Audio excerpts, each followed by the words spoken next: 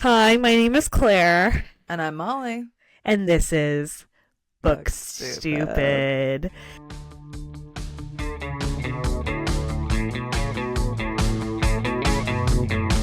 And we're once again at home, Yeah. in our homes. We're kind of doing like COVID cosplay. Yeah, seriously, we are. We're prepared. Are you like off the sauce Twitter wise these Oh no, days? I'm on Twitter every day. Okay. Because sometimes you try to get clean, I feel like, for your mental health, which I like we do. all should. And Yeah. my algo's like, it's so dark. Well, that's where I was going. Like, you log on. Are you getting those tweets that every day are like, 3 more days?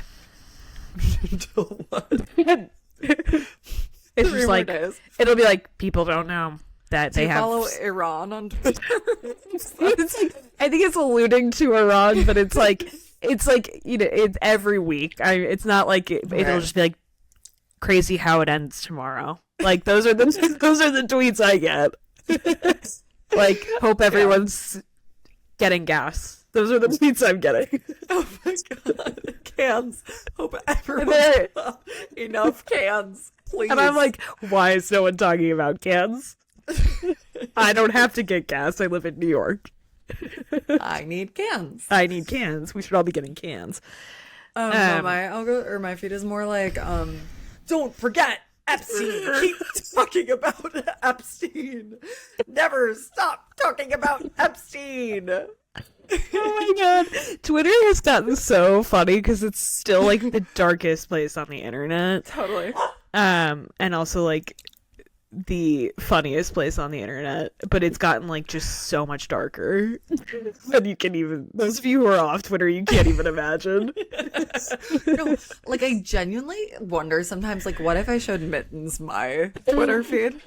He'd be like, "Oh no, you were radicalized at some point." Like, I knew Yes. it. Yes. 'Cause, Yes. like, his Twitter feed is all like, "Here's a sports highlight." I should say like half of mine is like Alec Boehm looks so hot here. And it's like him throwing his helmet in a Phillies game, and then the other half is like tomorrow's last day. Yeah, I'd say like mine's like 15% Knicks, 15% Bravo, Okay, nice. That's a good mix. 70% Epstein. That's so funny. I'm not really getting any Epstein coverage on my Twitter feed. Before we hopped on, I think this was before we started recording, I was talking about how like me and Ashley always have like the like most depressing conversations about like the state of the world whenever we're left alone, where we're just like, you got your cans. And this is just reminding me that on the train Clutching your tits. You got your cans. you got your cans. We're gonna need them. Hold on tight. At one point in our train ride, I just started listing every pedophile I know. Yeah. And by that I mean like every like teacher who because I almost kind of famously, well, not famously, but I had my 7th grade science teacher got arrested. Yeah. So we kind of started there, and then I went. So these were pedophiles you know personally. Yeah, and if you could clip that. Just Yeah. wondering. Yeah. I mean, how much can you know, how well can you know the man who taught you science? But Well, for one poor student, well. yeah, true. Yeah. He did. I always like whenever I tell the story of him, I'm always like, and one time he taped a piece of wood to my arm. Why? I don't really remember, but it was some kind of like science lesson, and he was like, he like picked me out and was like taped a plank to my arm, and I'm always like, can you believe it? And it's like, well, he didn't, So that was actually molest part of you. the class. Yeah. That was Yeah, like that was- part of the JD. That was totally above board. Yeah, he just didn't find you compelling. It's okay. That was science. Do you remember any of the experiments you did in class? Like grade school science? I guess this like paints the whole experience with a dark brush. But... Sorry, I don't remember science class. Oh, God. No, I don't actually really remember. But I was sorry. like after my science teacher got fired. Oh, sorry, you still want to talk about it? I just want to thread the needle really quickly.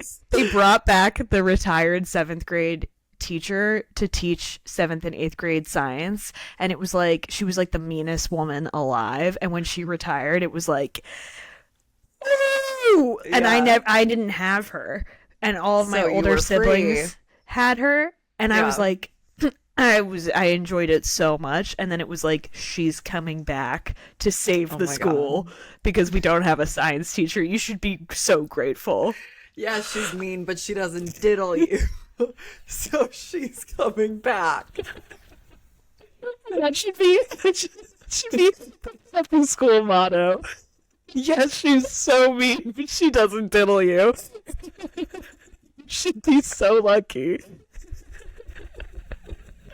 You're fucking welcome. Oh my god, sorry. No, I think, like, what was it where all the science teachers were so mean? She was the English teacher. She was so mean as an English teacher. Then she came back as a science teacher and I was like, she's kind of fine. Do that. Oh, nice. Yeah. Okay, well, my science teachers were largely mean, I'd say. Okay. And then the other thing I have to say is, why does everyone have a teacher from their childhood schools that turned out to be a creep? Everyone knows a teacher who married a student, or a teacher who got fired or arrested. Yeah. Like, what the fuck? Because everyone's a pedophile, as we learned from the Epstein files. How dare you not bring it up? No, like, exactly. Wait, so do you remember your experiments? No, sorry. I don't really. Me neither. Troubling. Recently, so have I told you that I started listening, not reading, but listening? The listening is reading. Yes. Listening to the Glucose Revolution. No. Oh my god, are you getting off sugar? I can't. Well, listen, I had the same reaction. A colleague recommended it and was like, kind of good. And I'm not to the part where she tells you what to give up, but so far I'm loving it. She's being really nice. So that's how they get you. Yeah, I'm gonna get diddled soon. She's being way too nice. First they're nice to you, then they diddle you. Yeah, no, completely. Okay, but no, she talks about, it's to illustrate the sweet properties of not sucrose, fructose, Glucose? starch. What's bread? Well, so there are 4 different. Thank you so much for. Oh my god, I'm so scared. There are 4 types of glucose. Do you know? Okay. them? Oh, I see. Okay. No, fructose. Did you already that's say one. that? Sucrose. Yeah, you got. You just said them all. No, I'm second guessing myself. I can't remember. Starch is one. Oh, And I was just going for coses. Got it. I thought it was like a cosine sign situation. Totally. And then I think fiber. Really? Is that crazy? Yeah. I don't. It might not be crazy because like fruit has a lot of fiber in it, and that's got sugar too. Is fiber glucose? So hard self-producing. Yeah. Nope. It's a carb. Sorry. Okay. Okay. Here's why I say it though. Yeah. She recalls an early science experiment she had to do as a child in grade school, where they were all given a piece of white bread, and all the students were told, "Hey, put the whole thing in your mouth and chew it, but chew it so slow. Don't swallow. Don't swallow, kids. Chew, chew, chew, chew." And when you do that, it turns sweet because the starch. Is it because white bread has like a full cup of sugar in it? Broken down. And when it's broken down, it releases its component molecules. So to Okay. speak. I pretend very little. So to speak. But I was like, wow, how could, and you know, it's all conceit. Like, she's like, and when I was young, I remember this experiment. Like, no, you don't. You're just like You don't using an think she- illustrative. No, No. I hate that. Way to shatter the illusion. Well, that's what I think. That's, Yeah. 'cause I went on this whole journey myself. I said, wow, that's so cool you remember that. And then like, you tried to. and then I tried to remember a single science experiment. Well, look at how I remember the piece of wood being taped to me. Look at that. So, you know, I remember having to do, did you have to do mealworms? No. Oh, yeah, we had to like raise mealworms. What the And fuck this- is a mealworm? Oh, like just a nasty little worm. But like I think what we were meant to be learning was like the stages where it's a larva, it's an egg, and then it's a larva, and then it's Got it. But I really mean science. This was like third grade, I think. Mrs. Humphreys, and I spilled my egg, like a little tube that had the eggs in it, and I dropped it. And she was like, "Great, you fucking idiot! Now they're gonna be mealworms in the classroom." Okay, at least she didn't diddle you. She's mean, but at least she didn't diddle you. No, totally. So you let the mealworms loose. Yeah, but like, I don't think I don't they didn't have what they needed to No, hatch, right? they were preemies. They were undercooked. Sorry. Yeah. Sorry. That was a lesson in natural selection. I didn't have any of these zippy comebacks in third grade. But boy, if I met Mrs. Humphreys today, she'd get a piece of my mind. We got her ass. Yeah. Did you ever have to dissect? Yeah, but an owl pellet. Oh. Did you have And to that's dissect like what, a frog? poop? Poop. It's poop. Okay. I did have to dissect a frog in high school. And then actually in middle school too. Grade school. We don't call it middle school. We're Catholic. Sometimes Right. I try to pass. Crazy. Right. That was crazy. But yeah, no, I had to, because I remember it was like such a big deal in high school, and I was like, I've already done this. You At did Catholic that in school, middle they exposed that to you in 7th grade. They say this frog didn't get a Christian burial because it was married to another man. This was actually frog of Toad and Frog. They were fucking. If you could try to kill it again, we'd really appreciate it. Yeah, well, imagine Frog and Toad are in purgatory. That's so real because every science class was also a religion class. Oh my god, without a doubt. I understand. I certainly didn't learn about evolution, I'll tell you that. No, God, no. I don't even think that word was said to me No. until high school. And I didn't really get it in high school either. So when I think of evolution, still I think of those like anamorphagus books. Which, frankly, that's pretty much how I understand it anyway. I don't get it, and I don't want to get it. I'm not a woman in STEM on purpose. Yeah. Literally, I remember. Did your grade school refute the Big Bang?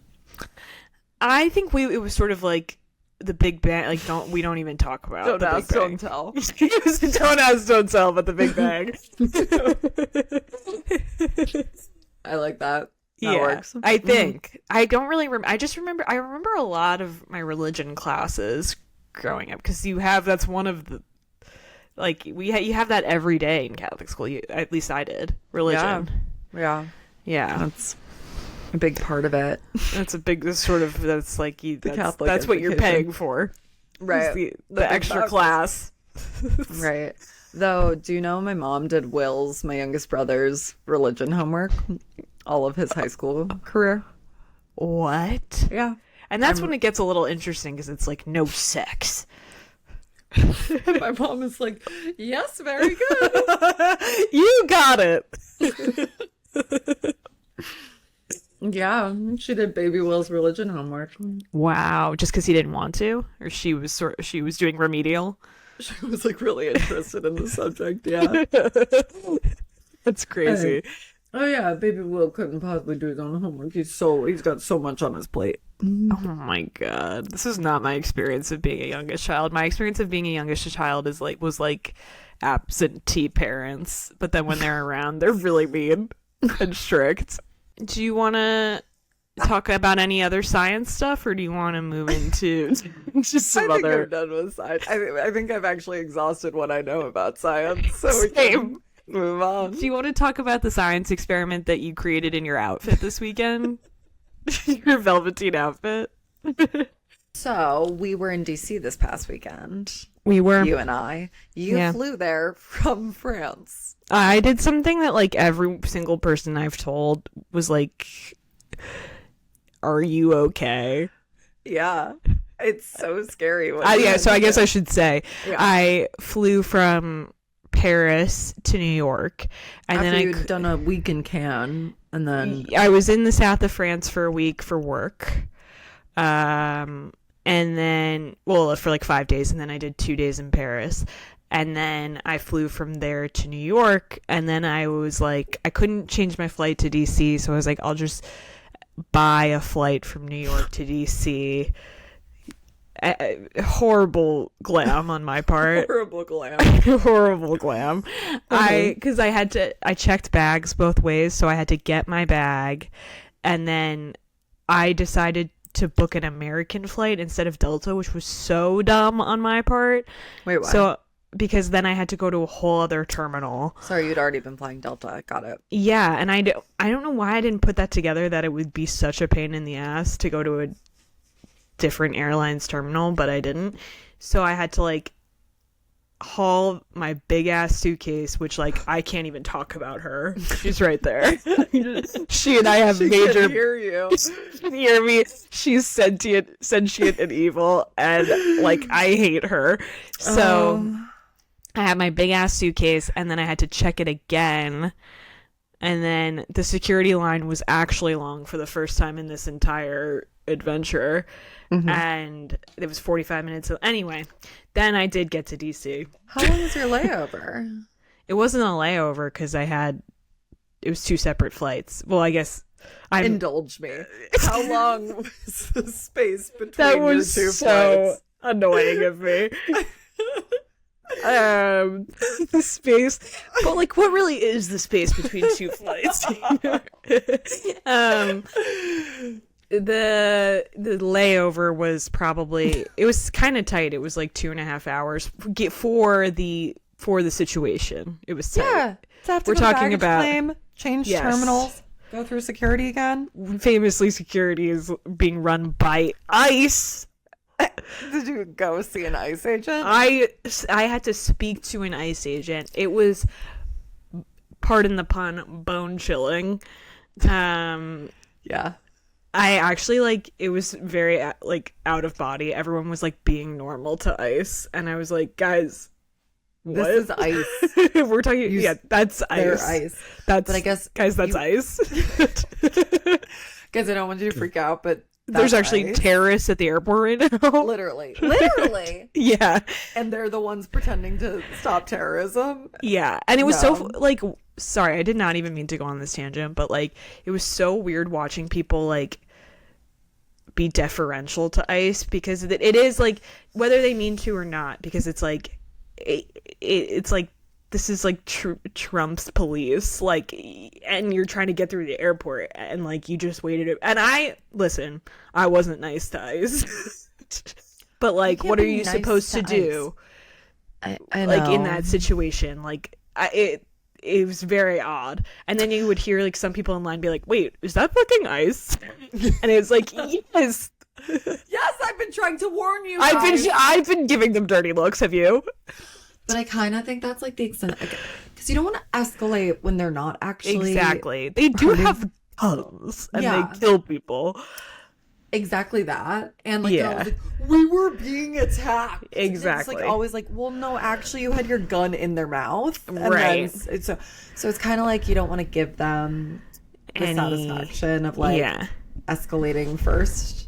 But I don't want to die at JFK. I don't want to die at JFK. My brother was saying that, like, people in front of him in security lines were, like, organizing so that like only like white people would go to ice and just like not give them any surface area to be nasty to others. That's interesting. My situation was that like everybody had to go through ice. You know, the first the first portion of security where it's just like vibe check, and they take your passport, and then you have to go to like your lines. Yeah. You know what I mean? Yeah. So like everybody had to go to the podiums were occupied by ice. Wait, by vibe check, do you mean like the when they look at your identification and take a picture of your face? Yes. And then they send that picture right to Donald Trump, and he says, "Boo!" or "Sure." Yes. So what I'm saying is that it was only ice. At the Oops, all ice. And then the lines, there was like a TSA on, like there was like a normal line and then like a sprinkle of ice throughout. So anyway, I did get to DC. I was and then I got on a plane where actual ice fell through the ceiling. I had like every air travel experience you could have this past week. Are you just talking about like dusting of ice that comes through the cracks? Yeah, but like there were a lot of children on my plane and they were all like, ah! And then he was behind a couple where the woman was like, there's ice coming through. And it's like, yeah, no, literally I was like, everybody's talking about it. And the man she was with was like, don't be crazy. And I was like, no, dude, stop gaslighting her. We're all talking about the ice. Anyway. And that like happens on planes. I know. Don't be crazy. Don't piss me off. Exactly. I was like, Man. leave him. Leave him. Yeah. Yes. Yeah. And then you made it to DC finally. Yeah, sorry. And then we went to bunny brunch. We went to bunny brunch. Yeah. It was Easter weekend. It was Easter weekend. And Steven, who is just like begging to be on the podcast, and we'll get around to it. We will. Eventually. We're trying to figure out his angle. He always has an agenda, that one. Yeah. And we don't want him to like sell you guys lip gloss or something. Leggings. Leggings, that's a better joke. Sorry to punch you up. No, it's great. Steven, just for some context, Steven sort of ran our university like the Navy as an undergraduate. Which, like, to my recollection, we all sang. Molly, no. Here's the point I'm trying to make. We all had stuff going on. But Steven ran our university. Exactly. Most of our stuff was extracurricular. We had like internships in the city. We had different social agendas we were pursuing. But the picture that Steven painted this past weekend, because we all lived together our senior year. Yes. He described coming home after working 12-hour shifts at like fucking like student council, essentially. Yeah. Running a meeting with other children and then, I don't know, doing face painting again for adult children. Like it was for 20-year-olds. Trying to secure, I don't know, Sammy Adams to perform. That is really showing our age. At our school concert, Also, I'll just say he like helped every year orchestrate the spring concert. Yeah. And I like fully designed a t-shirt for him senior year. I never get any credit for the ways I helped. And how about this? One time sophomore year, he was texting me all day, Claire, please come to my pie event. Please come to my event where it's pie throwing, pie, whatever. It's a pie, when you pie someone in the face. Yeah, say pie again. Pie. It was pie day, probably. He was like, please come to my pie event. Yeah. And I was like, okay, fine. So I walk over there alone outside of the cafeteria. He pies me in the face. I have a face full of whipped cream. And then he basically like leaves me alone at this event. And I was like, okay. And I walked home with a face full of pie. like is a perfect distillation of your relationship with Steven. He bullies me. He pushed her into a bush once. Oh, once. A bunch of times. That was actually a great bit. Like, anytime I was caught unawares, he would shove me into a bush. Crazy that you let it happen more than twice. Oh, yes. Yeah. But all this to say, Steven, like, loves to organize events. Yeah. And he described coming home to us. Oh, and yes. We'd all be laying around in bed smoking weed. Like, the way he depicted our senior year of college was crazy. Slanderous. I was never home senior year of college because I had like 3 jobs. Yeah. And like a full course load. Yeah. And it was at my boyfriend's. Yeah. Yes. Molly was hiding from the mice that she brought into the house at her boyfriend's house, okay? Yeah. Okay. So there.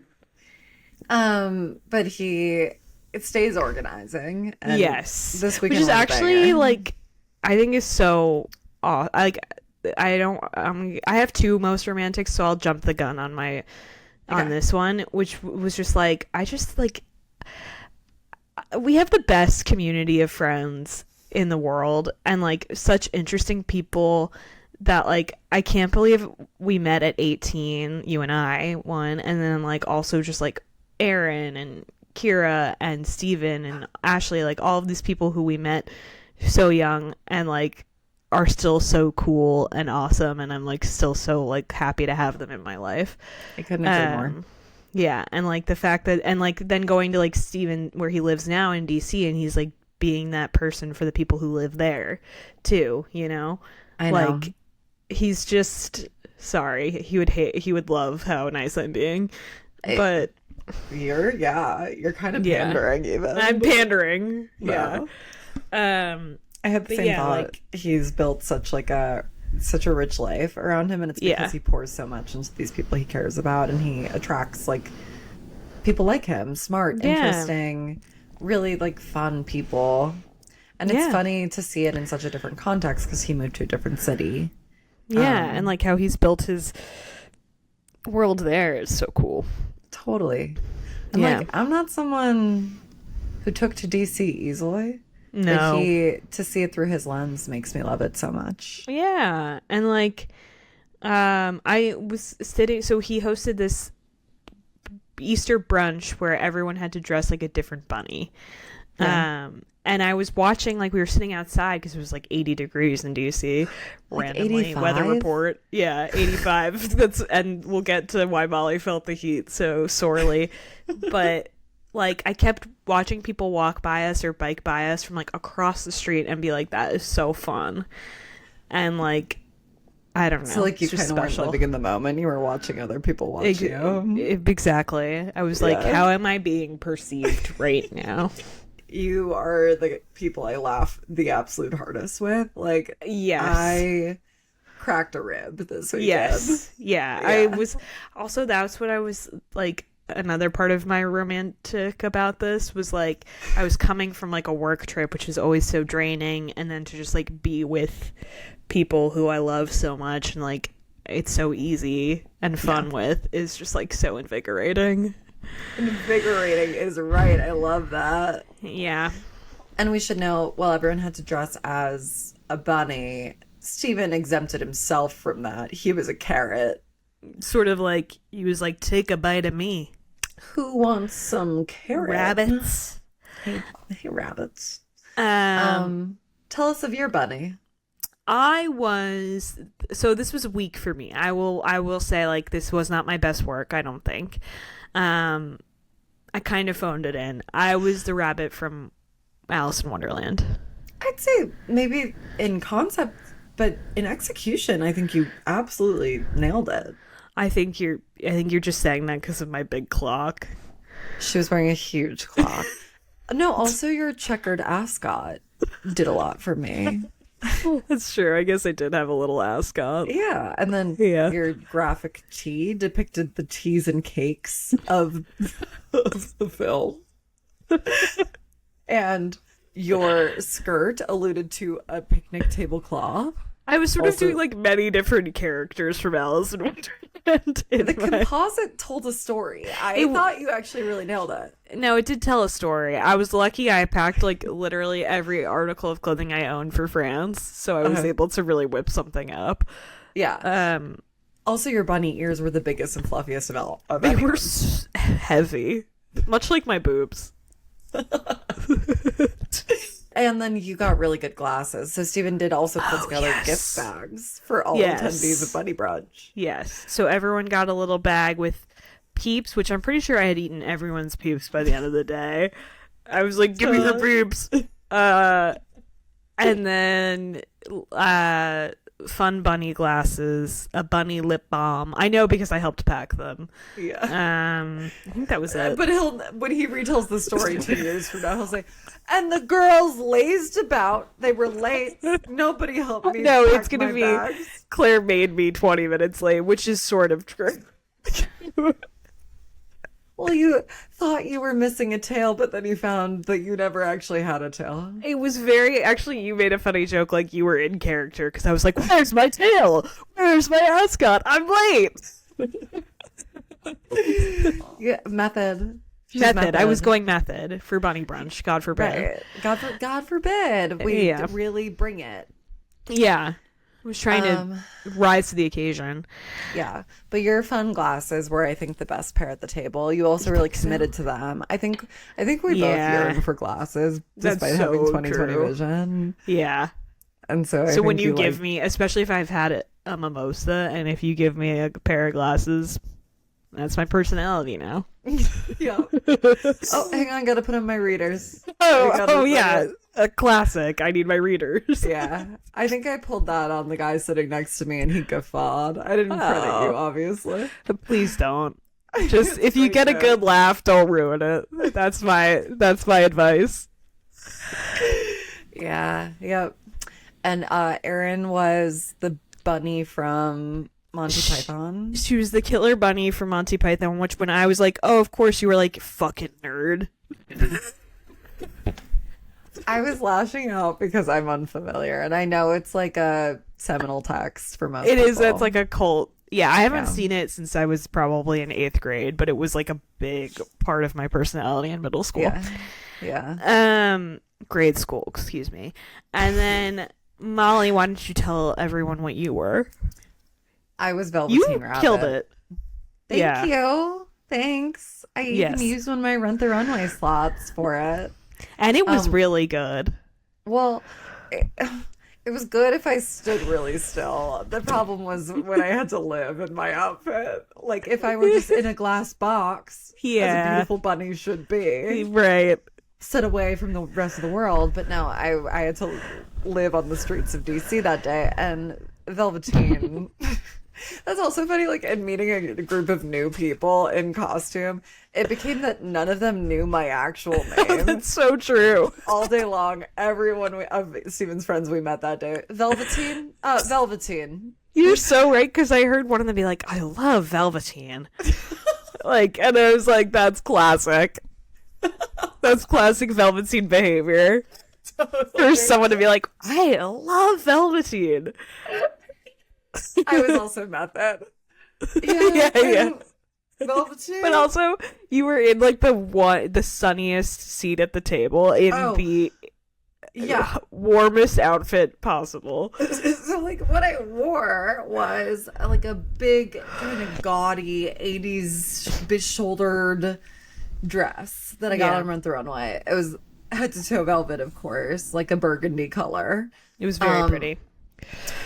It was insane. Also, it had a slit right up the middle, right to the lips, and the construction of this garment was poor. Yeah. So I put it on one time, ripped the slit even further. So truly, if you walked in this dress, you were showing your full frontal. We're like, you had already gone to start stuffing bags with Steven and sandbag him so he couldn't arrive to brunch on time.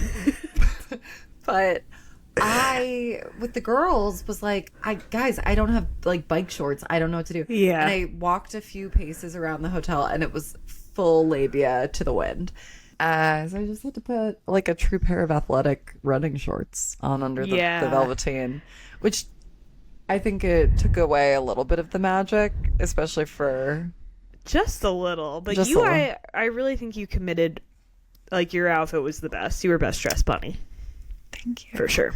I matched my ears to my dress. That was huge. And the ears were so good. And the color was so good. The color story was so good. The color story, yeah. But I was also the only person wearing long sleeves, floor-length velvet. And you were the only person wearing floor-length velvet, which is crazy. Okay, it's Easter brunch. Like, true. You're so right. Have a little respect and a little decorum. He is resin. Put on your velvet. Put on your floor-length velvet. Yeah. All right. Or you're gonna go where Frog and Toad went. All right. Mr. Bennett's classroom. That's where you're gonna go.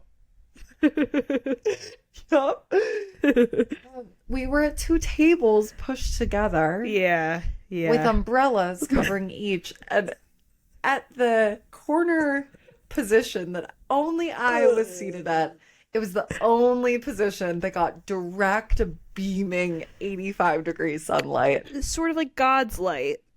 It was like, she dressed up. Here's God's light.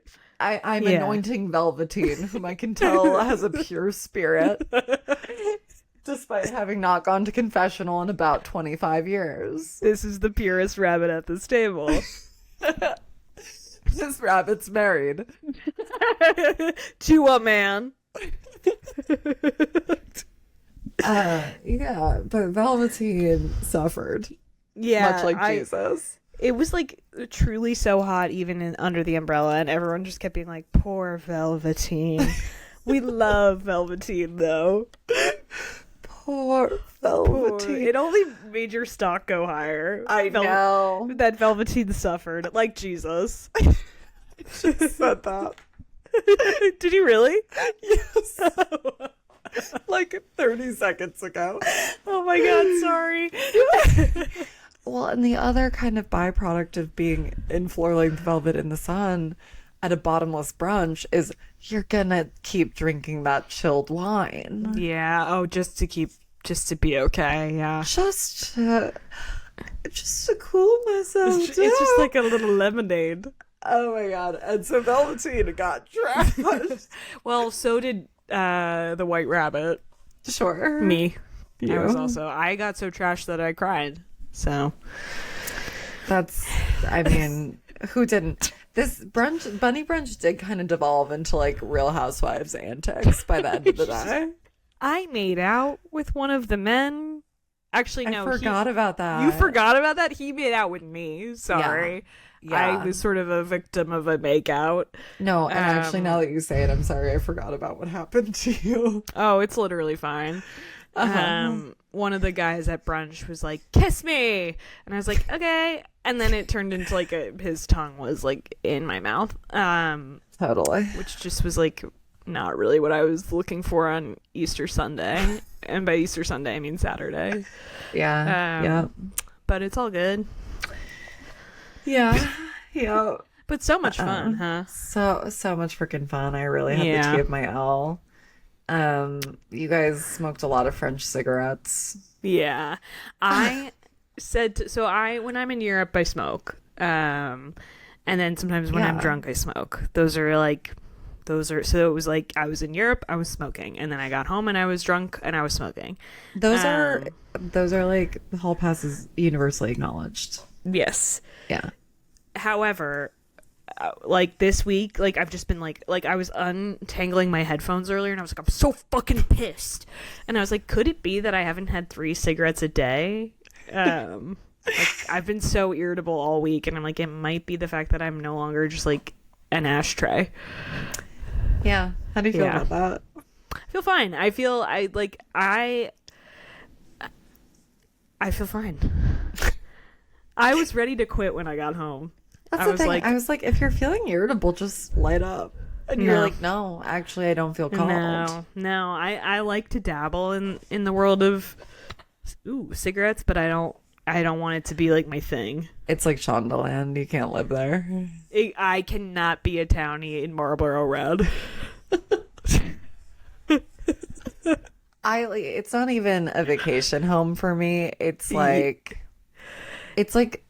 my friend's parents' house that I go to once every 5 years. Totally. It's like you got invited. Molly just winked. It's like totally like it's like, oh my God, I can't even believe I'm here. I might as well. Right. It's like, wow, things are already so. I'm in my adult friend's childhood bedroom. Better light up. That's kind of how I feel. How you feel that way? Things are already so weird. Might as well, yeah.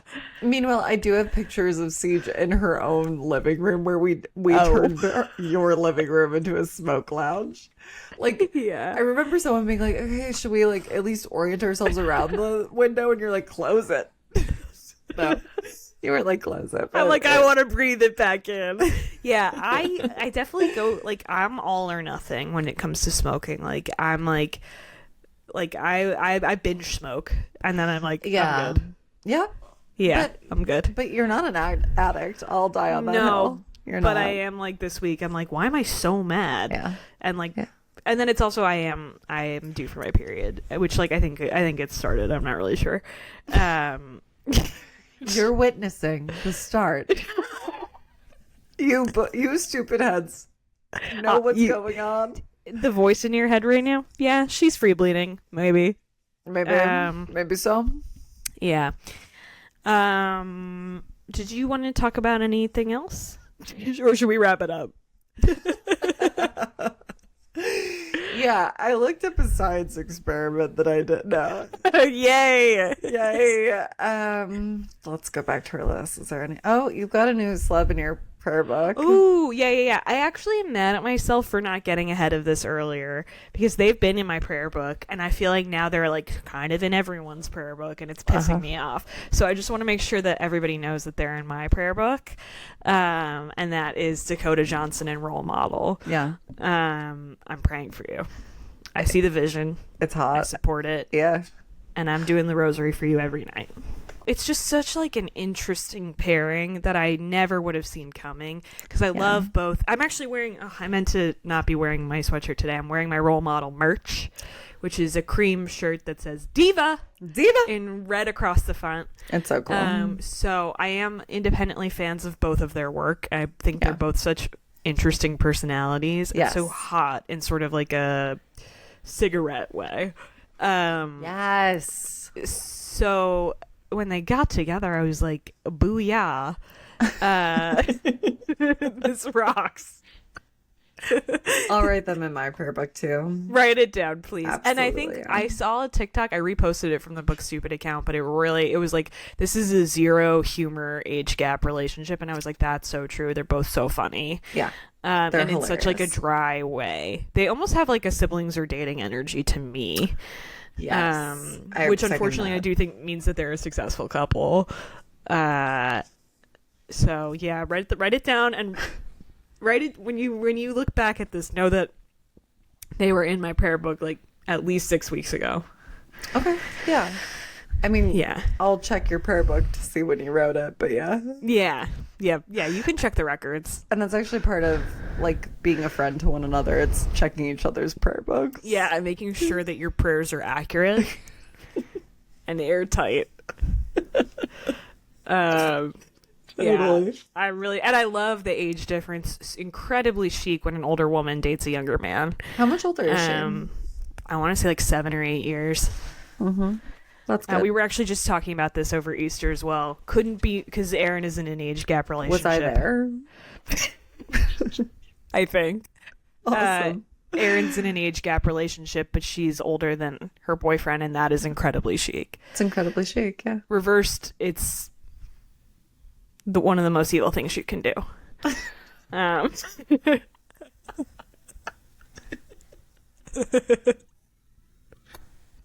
And those couples are not in my prayer book. That pause was acting. That was Juilliard. It was acting. It was Juilliard. It was acting. Yeah, that was Thank you. Yeah. One of the most evil things you can do. Yeah, that really works for me. Hey, I also sorry.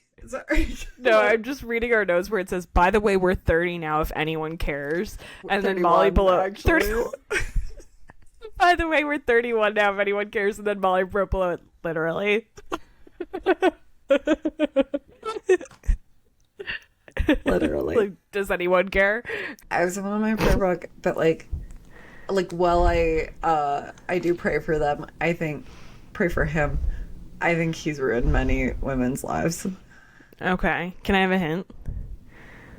Here's the hint. If I starred in a musical opposite him, it would shred me. Okay, well, so I read the pod notes, so I do know who you're talking about. Do you agree? Well, here's my thing. Can I say that this person is gay? Yeah. If I know a man is gay, he can't really ruin me. When I don't know the man is gay, he can ruin my life. So. Yeah. I can logically know he's gay. Yeah. My body doesn't know. Your body doesn't know. We're talking about Jonathan Groff. Yeah. Sometimes he's a little cheesy for me, but then sometimes I'm like, this is the hottest man alive. I think he's so special. I think he's like singularly talented. Yeah. I think he's like buoyantly joyful. Yeah. Like truly like joyful. Yeah. In a way that's so attractive, like magnetically so. And you're so much healthier than me. I'm like a little embarrassing now. I see what he's done to the women in his wake. I mean, Leah Michelle did that whole interview where she was like, or maybe it's in her book, where she was like, I met Jonathan so young. We were inseparable. We were best friends. We spent years, and he was closeted at the time. But so she was like holding out this hope. But she got so frustrated at their relationship not breaking through to the romantic that she just like groveled at him. Basically, she was like, "Why can't it be me? Please, let it be me, please." And that's when he, indicated to her that he was gay. But first she went crazy. And even knowing he's gay, I think she's still in love with him. Yeah, I think she really, she would... Yeah, I do think she's romantically in love with him. And this whole thought of my own was triggered by Gracie Lawrence, who just starred opposite him in... The little dance that danced. It's no, come on. Little Shop of Horrors? No. Just in Time. Okay, Just in Time. She just did all these posts now that they've finished their run together. And it's so clear to me that this woman is deeply in love with him. Yeah. And all of the she did a whole carousel of them, videos of them together and pictures of them or videos he sent her. And it's that same tricky mind shit where they're straddling each other and he's always very physical. Especially if I'm a theater girl, I'm I know. I can't tell fact from fiction. He is. There's also something. There's raw masculine energy about him, even though he's very theatery. There's still something very masculine about him, and kind of sexual, but not in He's always doing fluids. He's always spitting and sweating. Yes, and, not hypersexual. Just sort of there's a confidence about him that's very sexy. Yeah. Yeah. And I just know if I were one of his girls, I'd be a goner. So he's kind of alone in the prayer book, uncoupled. But I want him to have. You're praying for his partner. Great love, yeah. You're praying for his future partner, my mom is sort of probably praying for mine. Yeah, that. I'm praying for his happiness in addition to the peace of the women around him. That's what I pray for regarding Jonathan Groff. I love that. Okay. That's what I got. Are we ready to talk about what we're consuming? Yes, let's. We should also say we're not doing writing stuff today. We You're just just hanging out with us. you were just hanging out. Hide. Everyone wants something from us. Steven wants us to go to an event. We're just smoking weed in bed. Listen, I want to talk about something, and it's race. Finally. Finally, let's get into it. Okay. Here's something I've been reading. Okay. The Artifacts of Uranus series. It's okay. Yeah, you guessed it, romantasy. It's by Nisha J. Tooley. Okay. What's their magic of choice? Fairies. Got it. It's fairies. Okay. Listen, It's like the Winx saga. Approximately. Okay. It's 4 Those books. are fairies, right? Okay. Yeah. Okay. I don't know if Winx is a book. I know it's a show on Netflix that was adapted from a cartoon show I used to watch. Oh, okay. But it was made adult and dark for the got Netflix it. show. And they gave us 2 seasons, and I thought it was great, but then they canceled it. Oh, I know how you feel about the Winx saga. It's like I can't get away with pretending. I actually thought It was good for a fantasy series. no, I was like fucking obsessed with Winx and furious when they canceled it. Molly was like on the picket line, like, not Winx. Ted Sarandos, not Winx. Anything but Winx. Okay, so it's 4 books. Okay. The last one is 660 pages. Jesus Christ. I can't believe you haven't read ACOTAR. Yeah, now Okay. I'm just being stubborn. Yeah. I'm reading. I'm in for a penny, in for a pound. Yeah. I keep reading them. I'm only halfway through the last one, the 660 pager. It's not good. Like, Okay. I literally have nothing to say about the thousands of pages I've read so far. Nothing.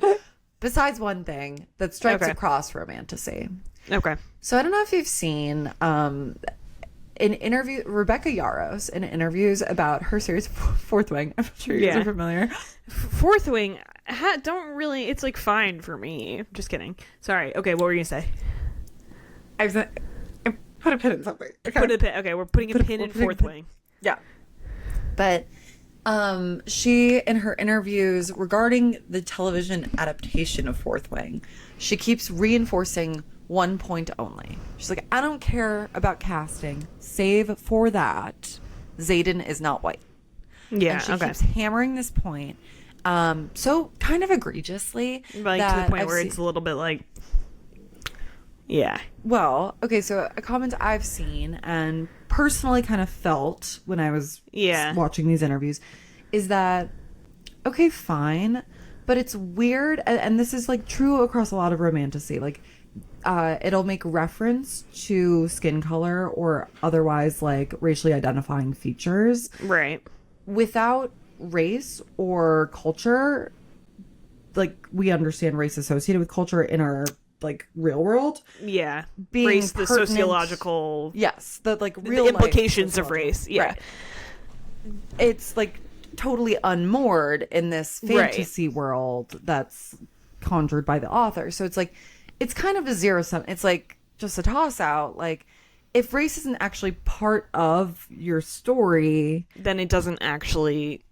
Right. I don't think like, you get your like all these accolades or like the big clap moment that I think Rebecca Yarros is seeking when she says something like that in interviews. Yeah, it's a little bit like validation seeking, like, yes, white woman.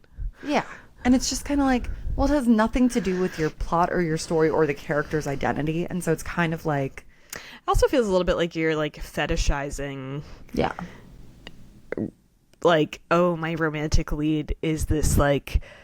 I don't know. Like, it feels a little bit like a fetish. I mean, right. Because, like, in romance, I can speak to the current series. I'm reading the Artifacts of Uranus books. It's similar where, like, you hear of your male main character's like buttery brown skin without that actually meaning anything to like the story. To your fetish point, it's like often in the context of like hypersexual aesthetic. Yeah. I'm like, okay. And I guess in this one there is like kind of like there are different so I don't need to get into it, but like there are different like kingdoms and they kind of all have different like physical identifiers. Never not funny to me. When you break down the rules of the society you're reading. It's like different kingdoms and they have different physical identifiers, but like the Illuvian kingdom, it's like they all have blue hair, so right. Yeah. But here's what I think I've come around to. Okay. Everybody's game in they're gonna say gay. Publishing. I was gonna be like, yeah. Me too. I totally. And I've always thought that. No, everybody's game in publishing right now is how do we lock in IP that can translate to a multimedia enterprise. Yeah. And I think that's like what a lot of authors are trying to do, especially when they get traction behind series. Like, how do I take this to screen? And that, and I guess this is probably Rebecca Yaros's point, is the great value of specifying someone's skin color or like some kind of identity identifier in your book, even if it's not relevant to story. You are forcing casting directors' hands, which I do like. You are forcing opportunities for actors. That's interesting. In, you know, marquee, big franchise films. Like, that's kind of cool.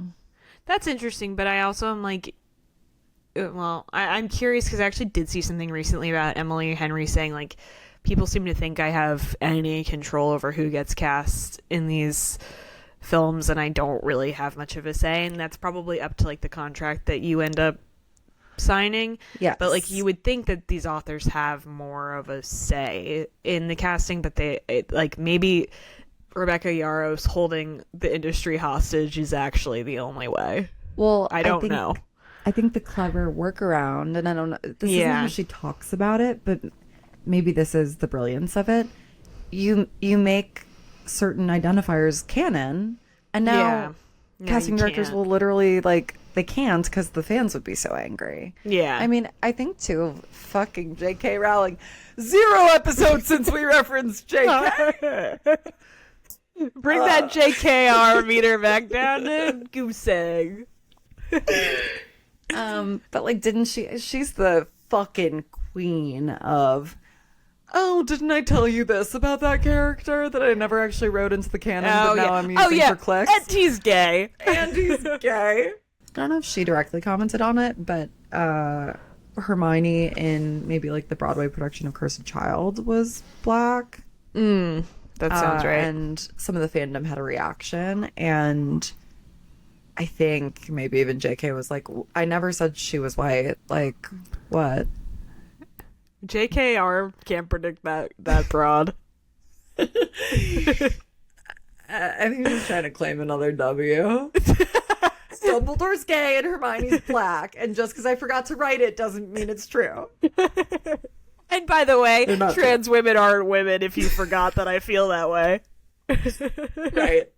So before you feel too good about me, let me remind you, I'm ultimately bad. I'm still a problem. Yeah.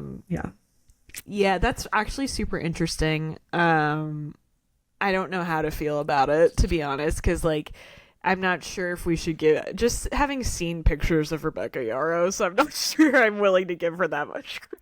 Yeah. At this time. It's not the way she talks about it, and it's not the vibe she gives off. Yeah. But I think it's kind of perhaps the accidental brilliance of what so you she think did it's there. accidental? Kind of. I think she wrote it in a way that wasn't super... I'm being uncharitable because like we don't know her intentions, and the net outcome I think is actually quite positive. Like No, but it's so fun to speculate. Yeah. But I would guess that she wrote it kind of without a ton of consideration. Yeah. And also probably had no idea that the books would take off as they did. That's what I find interesting, like this idea of like writing things with the idea that it's going to go to screen. Like, how how obtuse could you be? Like, or how presumptuous? Like, right. I don't know. Yeah. But then again, I would love to go to screen at any time. I know. Like, and what are we doing if not going to screen? I would love to go to screen with you. Let's go to screen. Let's go to screen. Let's vacation in screen. Yes. Let's take a trip to screen. Yeah. So, like, you're right. It's presumptuous at this point, but, like, then she did take off, and I wonder if it brings a different sensibility to your writing, because, like, all you can control is, like, canon. Yeah. And beyond that, like, I think it's a lot of fighting for, like, modicums of control. Yeah, exactly. Yeah. Oh, I would so struggle with that. Yeah, I think so too. Yeah, that's why we're hiring Aaron Woods as our screenwriter. Yeah. Which I'm sure our production company will love. We have a demand. Aaron Woods. If we're going to screen, she's coming with us. Yeah, get in the car. We're going to screen. We're going to screen. Yeah. That's really interesting. Thank you for sharing. No problem.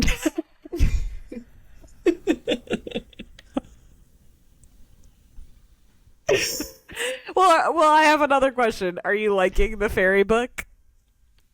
No. Oh, right. You said you can like barely get through it. It's like I'm over 1,000 pages in. Your reading habits are so fascinating. Truly. Yeah. Like, I think about what you did with the L. Kennedy books all the time. The fact that you were like, you just read all of them. Yeah, it reveals something so scary about me is the thing. Yeah, it really.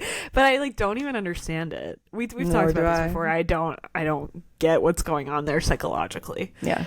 I don't either. But speaking of the L. Kennedy books, those are coming to screen. Those are going to screen really soon. Really soon. Yeah. Are you already excited? Renewed for season 2. Huge. Yeah, I'm excited. I'm gonna love it. You act like you won't. Oh, I'll watch it, of course. You're gonna like it. It's gonna I'm not gonna like it. I hope it's a little bit like The Summer I Turned Pretty, because like that would be nice. Yeah, totally. Seeing as that's like important text for me. Yeah. I think that's a good analog, because the books, The Summer I Turned Pretty books, they don't. I never read them, but yeah. I'm guessing. Well, they are for teens. Yeah. So. But I did read To All the Boys I've Loved Before after it came out, and it was like, yeah, it's not the same as sometimes screen. when you take a book for babies to screen, it becomes something compelling for adults. For adult. Sometimes it's the act of going to screen that pleases the adult. Sometimes adult needs to see the screen to understand. Babies have limited magic. screen time, but adults can watch as much screen as they want. Screen good. Sometimes 3 screens at once. Oh, God. Yeah. I can't get into our attention deficit pandemic right now. No, I know, me neither. Because mine is so bad. What have you been consuming? I am okay. Before I went to France, I was watching Paradise, and then I like totally like speaking of like my attention deficit, like I completely forgot I was watching that, and I came home and jumped into. Look at the notes. Know. Look at the notes right now. I totally forgot I wanted to talk about this. Yeah, because when I watched it, when I wrote my notes, I was like, Molly had like a psychotic break around Paradise. Like, I can't believe this isn't in the notes. So I do want to. I watched it after it predominated my brain. On your birthday, you were like in a fugue state about Paradise. You were kind of just like, "Are you watching Paradise?" Because that's when I was watching it, and First of all, I think when Aaron was on the podcast last year, we talked about it, and I think you also talked about it, and I was like, I don't know. No, I watched season 1 and season 2 all in one go. Oh, really? Okay. I hadn't watched one before. So then I think Aaron tried to like get us hooked on it, and I was like, nah. devoured season 1, and then I made it through the first episode of season 2. And I've heard that season 2 isn't as good. Confirm or deny? I think I have 2 episodes left to go in season 2. Season 2, you're spending time above the bunker. You're spending most of your time outside the bunker. Which is... So it really fucks with me. Got it. Yeah. So I wanted to talk just about the one episode that I watched of season 2 because I loved it so. I'm like, you guys, I'm talking to our friends who listen, know that like I am so constantly concerned about, cans, AI, the world is ending tomorrow is sort of where my head is almost always at. So any media, when I watch media about this kind of thing, it can go either way, where I'm like, oh my God, let's fucking go. Or I'm like, I can't get out of bed for 3 weeks. Interesting. And I really liked the first episode of Paradise season 2, actually, because it was all about love and affairs and romance. In the first episode of season 2, we are above the bunker, and Shailene Woodley is alone for like 3 years post nuclear event ? And she then she's been staying at Graceland, which I also think is like so romantic and cool. That was a great not detail. Cool, but like a good detail, yeah. And then this like guy stumbles into her house, and it's like they're like, I don't know. They've both been alone, obviously. Not alone, he's a part of like a community, but like existentially alone in the nuclear fallout. And like I love I never get sick of the idea that love is the most important thing. We talked about it with Catherine Walsh. Can't believe we haven't brought that up yet. I know. In our last episode, that like that's what makes an interesting story to me. That's the backbone of every story. Yeah. Whether it's about dragons or a bunker. Yeah. Nuclear fallout. Doesn't matter. So I loved that episode. It was almost like a bottle episode. I don't know. I haven't continued watching season 2 yet. More connected. Okay. But it kind of lives in its own world for a minute. It feels like it does, which I like, because it kind of like makes you really feel like her. Like, yeah. This, and it's also interesting because it feels like she was a person who was kind of like self-isolating before the situation, and then like that's right. It's almost like this bad thing happened, and she was like, wait, and she continues to isolate, but then it's like it kind of also cracks her out of her bad isolating habits. I don't know. You are I think demonstrating your media literacy, my critical reading skills, your critical reading skills, because you've not watched ahead, but you're proven quite right.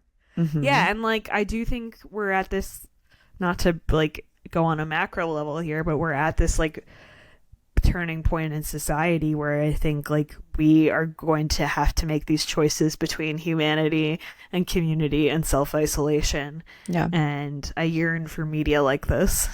I'm in a weird place generally with the apocalypse where I have like transcended beyond depression. So tell me about your situation. Well, no, I'm like, oh my God, this is going to be so hard. I'll just kill myself. Well, I mean, if it comes to all this. Yeah. Sorry, this is something we talk about a lot. Like, what would you do in the apocalypse? And you're sort of like, I'll walk into, I'm out. Yeah. Yeah. And I'm kind of with you. I'm not like, I don't think I'll be like clamoring to make it. I'm not like really eager to like live in a post-apocalyptic world, but I think I would just like sort of like, I'm not gonna like try my hardest, but I'm not gonna walk into traffic. Well, I don't know if there will be traffic, but you get you get what I'm talking about. I'm all or nothing. I'm either gonna try really hard, which sounds terrible. Ooh. So I think I won't. Gotcha. Yeah. Well, I don't know. Obviously, when push comes to shove, I'll probably want to live, but like I don't know. It's so difficult and so hard and scary. You get to like certain scenes in season 2 where you're like seeing different people's experience of the like end moments. And I'm like, oh my God, that's awful. I would hate that. I mean, yeah, I definitely agree with you. I think if I survived that, I'd be like, all right, fine. I'm in. And then I do think Paradise, I agree with you. Paradise like lands the hopeful arc of human community. Yeah. Where by the time Shailene Woodley meets the boy from Gossip Girl reboot, um, He's she also from something. Oh, from you Tell Me Lies. He's like has a really hot part in Tell Me Lies. oh, I didn't know that. This is actually what sparked my first point in this part of the episode, which was why I wanted to talk about my list of men around 30 who are romantically compelling. All right, say more. Oh no, we can. That just got Hector's attention. We can sat put a pin upright. in it if you want. Sure, it won't. Let's put a pin in it. But just so you know, What this else does it guy say?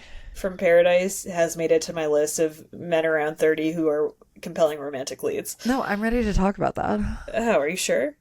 Okay. I don't remember what I was saying. Well, Do you? let me just you were saying, it gets to the point where you see people's experience when Shailene Woodley meets. Sorry. Yeah. Just to close that out, by the time she meets the young boy from Gossip Girl reboot, Yeah. he's been traversing in the 3 years she's been isolating, and he's like, actually things are much better than you think. Yeah. Basically indicating the arc of humanity is good. It's towards Right. goodness. Yeah.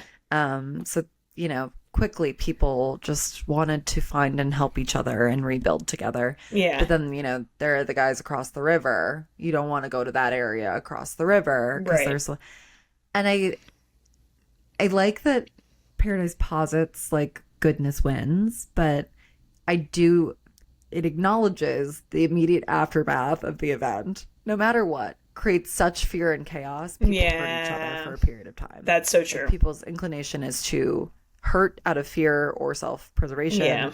versus help. And Yeah. that's not everyone, but I think that is the dominating motive at that Yeah. moment. And it takes a minute for people's feral or animal instinct or reaction to neutralize. I don't want to be around for that. I want to hunker down, Mm-hmm. and then I'll start to rebuild together. So but don't you think someone needs to be like humans yearn for organization and government Because we're so unfortunately. organized. No, I don't think it's good necessarily, but that's what we organize ourselves into little buckets and fake countries and give ourselves leaders, and I think that it is human nature to fall back into that. I agree. I do. Which is no less violent, really. No, but if we stick with Steven, we're probably okay. True. All right, wait, tell me about your list of 30. Okay. So yeah, plus Molly one. was saying that the guy from the Gossip Girl reboot, who I clocked as the guy from Tell Me Lies, Lucy's one good boyfriend from Tell Me Lies, and he's super hot in that, and I was like, oh, this is a guy. It made me think of our conversation about who could be a romantic lead in all of these Emily Henry movies, and how Molly and I couldn't conjure up the name of a single man from 25 to 35 who would Just don't let it be a Sprouse. Yeah, our party line was just fucking no sprouses. How dare you? And so then I once I started kind of thinking about it, then the men just sort of started appearing to me. So I started compiling a small list, and I'd like to keep adding to it. But so that guy's name is Tom Doherty, I think, because he's on the list. So do you know him personally? Because I think he goes by Thomas. Sure, Thomas Doherty. Yeah, he's Tom to me. And then I saw my seatmate on a plane ride was watching a movie with Austin Butler, and I said, you know what? Yeah. Yeah, I'll give it to him. He was blonde in this movie, and the blonde actually did a lot for me. Yeah, so he's That's also when on the Vanessa list. had her claws in him. He was blonde. Yeah. This one I'm kind of like, I still haven't seen the drama, and fitness instructors keep trying to spoil it. So please stop doing that. I know that I'm behind on seeing the drama, but I was in France. But Robert Pattinson, I think, also makes the list for me right now. He's a little bit, he's kind of aging out of the list, but he's on the list. His silliness has him on my list in permanent ink. You were talking about this recently. And then the last one on the list, which I can't believe, this man should be, like, his star should really be on the rise. Milo Manheim. Yeah. So hot. He's really hot. Like a beautiful man. Well, you just love school spirits. I do, but that guy, he's also, like, so my type. Yeah. I mean... And he's funny on the internet. He's funny. Cool. He's like a theater kid, which might be why he's not like a leading romantic man. But I think he should be considered for some romantic leads. Couldn't agree more. Yeah. Would love that. So that's a working list I have. Is Miles Teller age appropriate or is he too old? He's too old.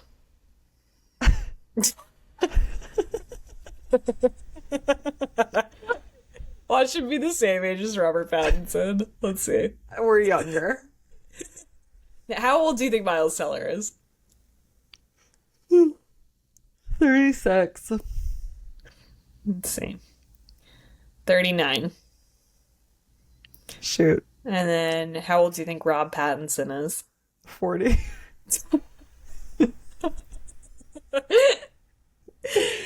Oh, 39. That's crazy. And you know what? Robert Pattinson is almost 40, so he's actually older. Wow. Happy birthday, Rob. Happy birthday, Rob. Yeah. Okay, do you want to talk about anything else? Can I talk about one other thing? Yeah. That we might have to cut wholesale. Okay, well, hit me. Sorry, it's like I've got something. Nice. Okay. I want to talk about an event I went to this week. Okay. Tell me. I was lucky enough to attend Audible's Narrator Hall of Fame. Yes. I was at Minetta Lane Theater in the Village, and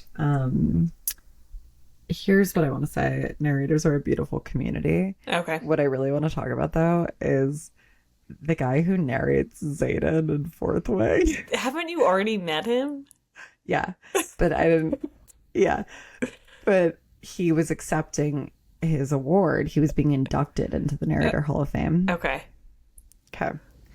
He had he had a 5-minute acceptance speech allotment, and like the narrators were all giving such beautiful, beautiful speeches. He gets up there. His real name is Andrew Iden, but he mostly records under the name Teddy Hamilton, and he's done that's such a cute name, Teddy Hamilton. It's so cute, right? Wow. And he's like the de facto voice of romance for men. Like he's voiced so many of the biggies. Yeah. But obviously it's Xaden that I right, of course. Yeah. He went up to accept his award, and he said, I want to thank Molly Young, my biggest fan. No. Do you know what he did? He said a few normal remarks, and then he goes, and I'd be remiss if I didn't thank Teddy Hamilton, the man that the reason I'm here. So his stage name. Yeah. And he's like, should we hear from him? Then he goes into the voice, the Xaden voice, and he's does a number of romance tropey things, because then he turns his speech to directly thank his wife. So now he's talking directly to his wife. Sexual. In the voice. Absolute foreplay. He did foreplay at the Narrator Hall of Fame. And then he ends the whole speech by going, good girl. Teddy! What? Teddy. That's crazy. Were people just whooping and whooping and hollering? Oh yeah, people were throwing their panties on stage. It was awesome. That's so cool. Do you think she married him before, or they fell in love before the narrator of it all? I have no idea. Because I wonder if this is just like a fun perk of being married to him, or if it's like part of what brought her in, you know? Yeah. Teddy's always there, you know? So Teddy is his. I don't know the word for pen name for a narrator. One of his stage names. Yeah, Okay. stage name. Oh, he's got But multiple. no, I think Teddy Hamilton is his primary Okay. like recording entity. Got it. But it rocked. And then also there was like a keynote at the end from Harlan Coben. Oh, Have you ever yeah, read yeah, anything yeah. by him? No, but he's been on my list to kind of talk about. Netflix makes every single thing that he's ever written He has into had like 12 projects Yeah. adapted. yeah, yeah. 12. And I watched one like a few months ago, and I just never talked about it on the podcast. But it was like I ate it right up. Really? What was Yeah, it? I mean, it was probably like what Jessica did in the castle. Yeah. Yeah. Who the fuck knows? But it was like about a dad, like a girl who's a drug addict, and then a guy who dies, and it's kind of like they gotta figure out who done it. Just like you will never tire of me explaining the magic rules. I never tire of hearing about it. How the girl was killed. Like In the the most woods. gruesome way. Yeah. So yeah, but I did like it, and then I was like, and then once you finish it on Netflix, they're like, here, piggy, more Harlan Coben, because we've apparently made 12 of his projects, but he couldn't keep me around. I've never watched or read anything by him. I think he's a guy who does like that one. He'll bring a protagonist into this very similar situation time and time again. Got it. Okay. I think it's like it smacked of Dan Brown to me. It's when very like mass market Yeah. situation. Yes. And like Yeah. I'm pretty sure on that he's got the same guy on retainer playing the role of the lagered white guy. Yeah, as far as I can ascertain, the belagered white guy is an agent whose clients keep dying. That He's feels like, I right. gotta figure this out. Yeah. But get this, when I did my Wikipedia deep dive, because I was like, I've never actually read anything by Harlan Coben. I knew of him because he recently co-authored a book with Reese Witherspoon. No way. Yeah. Okay. But I guess everybody's a part of Reese's book club these days. I'm like, yeah, it's like her dipping her quill, and I'm like, I don't know. Yeah. If that's... But I read his Wikipedia. I had already been thinking, it was like Dan Brown. They were in the same frat at the same time at Amherst. Dan Brown and Harlan Coben. How They funny both went is to that? Amherst? Yeah. Uh-huh. That's crazy, one. And two, that's crazy that they were in a frat together. Do you think that they're the same person? It's like Mario and Wario? No, because like every picture and like interview I've ever seen of Dan Brown's are like, my library has a secret passage. Oh, I have different loafers that I wear to the stables. That's Dan Brown. Now here, after seeing Harlan Coben in person this week, Yeah. this is Harlan Coben. Ready? Hi guys, this is fucking awesome. Oh, I'm so endeared to him. Hi, you guys get fucking wrong too. Yeah. What? I disturbed Hector again. That's Harlan Coben. I mean, with a name like Harlan Coben, I really thought that was a pen name. No, maybe. I don't think so, though. That's crazy. He sounds like a good time. Did he get lit? That's all of fame. I don't know. I Or is didn't see that him. just kind of his vibe? It seems like the vibe. He's also Wow. tall. Very tall. Yeah. Well, good for him. Okay, Harlan. How's the You're air much up there, like the Harlan? white beleaguered man. Yeah. Yeah. I think like Dan Brown wishes, kind of. Probably. I'm sure they had some kind of weird beef. I mean, how could they not? Yeah. They don't seem to Unless- be friends. I'll say that. That would never happen to us. Our sorority Never. would stick together. Kappa Kappa Steven would stick together. Yeah. Yeah. I don't know what it's me getting pied in the face. That's our sorority symbol. Let's wrap it up, shall we? Yeah. Can you tell me what is the most romantic thing that happened to you this week? Well, I was also going to draw from our very romantic weekend with our friends. Please do. I should say, Stephen and Aaron are the friends we see the least of those that gathered in DC this past weekend. Being that Stephen lives in DC and Aaron lives in Massachusetts. So, like, you know, it's like no time has passed when we see each other, but still it's like, I wish I saw them more. I love those fucking kids. So they were the first I saw when I arrived on Friday at like 11. Aaron had just beat me to Stevens by like maybe, I don't know, 20 minutes. But we were all meeting at Stevens' condo, and I walk in. First of all, I don't think I told you this. He like owns his unit, and it has like a buzzer in the front, and you buzz the unit. Like it's like very there's no room for user error. It's like for apartment 12B, press this button, and you press 12B, and it rings, and there's no other option. It's one button, but it rang and rang and rang, and then a woman answered. She goes, "Who is this?" And I was like, Aaron? No. It was like Steven, can you let me up? Yeah. And this woman goes, "Who are you?" And I was like, "It's Molly. Can I don't, sorry, is Steven there?" And she goes, "Lose my number. Where did you get my number?" What? The way his intercom is set up, it calls a random woman's cell phone number. I don't know. It's all through like Google. But this woman literally goes, "Lose my number." That's crazy. It was insane. So, wow. Okay, I go through those trials, and I finally make it to his unit, and the door's just left open. It's like, let yourself in.